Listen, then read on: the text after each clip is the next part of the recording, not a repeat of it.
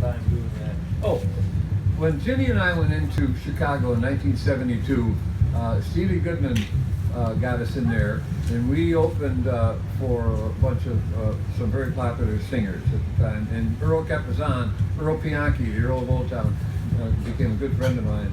And he told me something. He said, Maloney, two things I learned from Earl that you'll get a kick out of, I think.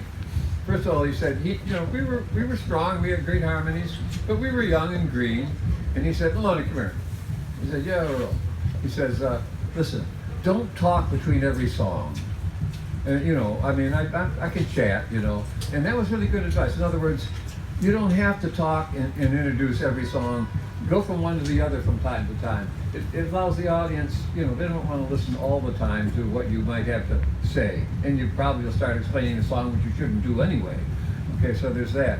But the other thing Earl told me it was this. We were done with our first weekend, and we were real friendly, and Chicago embraced us, and the people and you start your third set at 2 in.the morning in Chicago. Oh yeah, the bars, and this is crazy. Anyway, so Earl says, I came in on Monday, and he says, we're staying with a friend, and it was bitter cold winter in February, and he says, okay, Maloney, here's your money. It was $600, for play the whole week, 300 for Jen, 300 for me.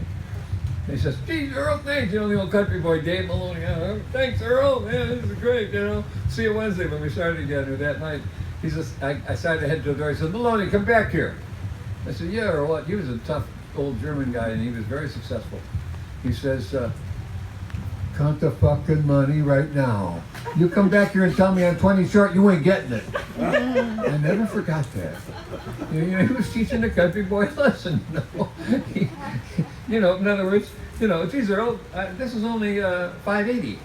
Oh yeah, tough. But that was a good lesson. Good life lessons, right? So we got that.